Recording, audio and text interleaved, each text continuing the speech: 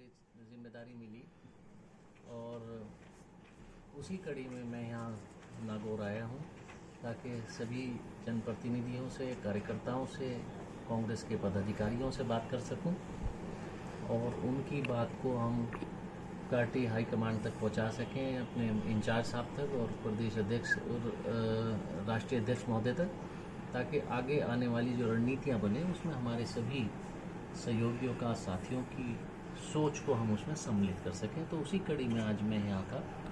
मैंने अपने पार्टी के सामान्य कार्यकर्ता से लेकर और सभी पदाधिकारियों तक कोशिश की कि अलग मैं वार्ता करूं। कुछ लोग ग्रुप्स में मिले, उन्होंने ग्रुप्स में मिलकर अपनी बात कही, तो उन सभी लोगों की राय मेरे पास है। बहुत सारे लोग अभी और भी हैं, तो जब तक कि आखिरी व्यक्ति की मुलाकात मुझसे नहीं होगी मैं यहीं रहूँगा।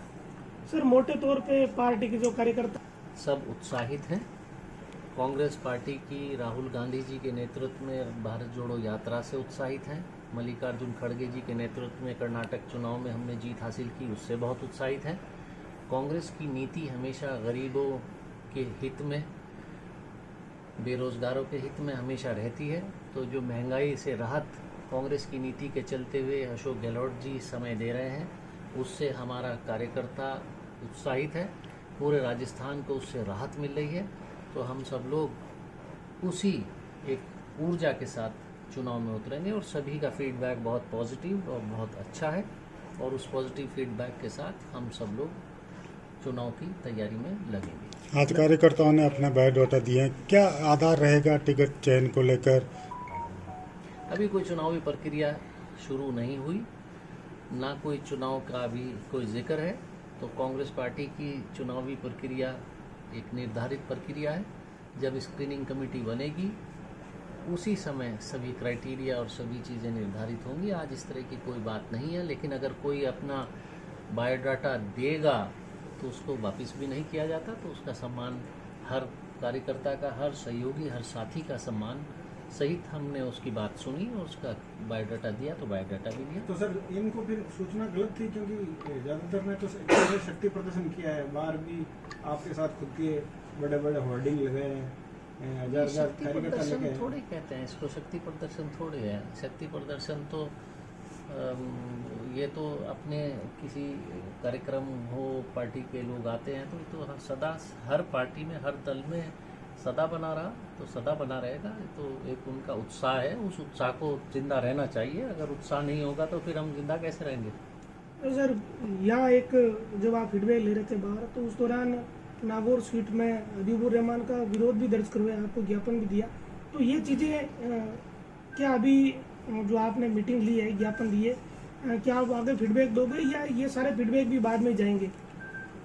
ये राजनीति में सहयोग, विरोध, ये एक सिक्के के दो पहलू हैं। तो ये हमेशा लगा रहता है। तो इसमें जहाँ कहीं जिस भी फीडबैक की जहाँ आवश्यकता होगी उसका सदुपयोग हम लोग करेंगे।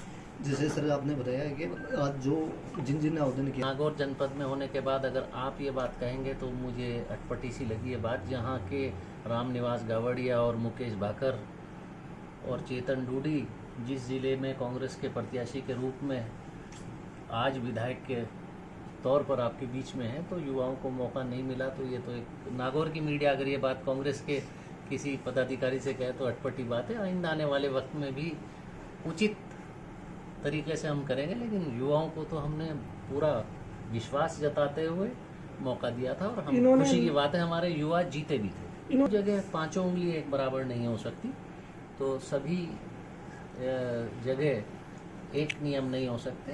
युवा भी होगा तो हम लोग जहाँ कहीं हमारे सीनियर लोग हैं तो उनको भी एक तरफा दरकिनार नहीं कर सकते। जहाँ कहीं अच्छाई और बुराई, नेगेटिविटी, पॉजिटिविटी सभी हर एक जगह चलती हैं।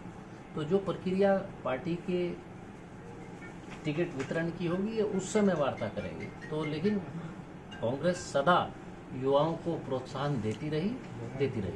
तो सर, क्या ये बात हम मान के चले कि जो आज जो लोगों ने बायोडाटा दिए हैं, जो संभावित प्रत्याशी खुद को मान रहे हैं, उन्हें आज की मीटिंग से कोई विशेष इस तरह का फायदा नहीं होगा कि वो ये मान के चले कि अब हम भावी प्रत्याशी है या हमें से कोई सिलेक्ट होगा, ये सारी चीजें आगे आज होगी के क्या? 5 साल जो व्यक्ति चुनाव लड़ने की सोच बनाता है वो एक रात में या एक महीने में अपने आप कोई प्रत्याशी नहीं होता। वो सब हर व्यक्ति, मैं भी जब कहीं चुनाव लड़ने की बात करता हूँ, मैं भी लगातार मेहनत करने के बाद अपने आप को प्रत्याशी के रूप में स्थापित करने का प्रयास करता हूँ। प्रत्याशी होना जो आज या कल या कभी भी कहीं भी अगर प्रत्याशी होने के रूप में अगर आवेदन करेगा, वो बहुत मेहनत के बाद वो आवेदन बनता है। 50 आदमी, 10 आदमी या ज़्यादा आदमी उसकी बड़ी मेहनत के बाद उसके साथ जुड़ते हैं।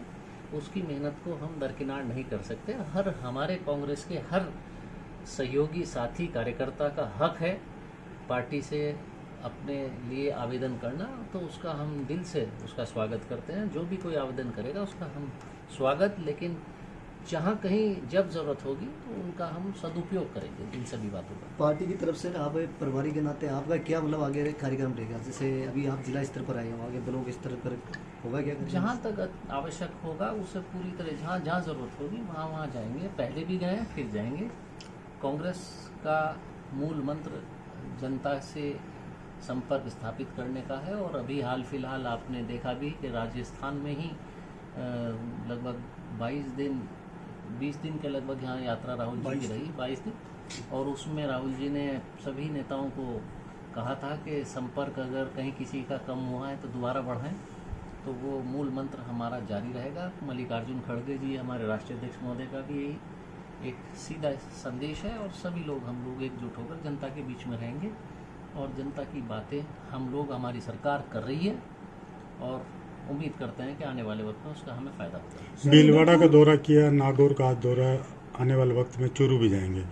जो राजस्थान विधानसभा पिछले चुनाव में कांग्रेस सीटें हार गई थी, उनको लेकर क्या रणनीति है? उन सीटों, जैसे नागौर में भी काफ़ी सीटें जो कांग्रेस के हाथ से चली गई, 4 सीटें, उनको जीतने के लिए क्या रणनीति हम है? परबत्सर कितनी बार हार चुके थे? 4-5 बार परबत्सर हार चुके थे। परबत्सर हमने जीती थी पिछली बार।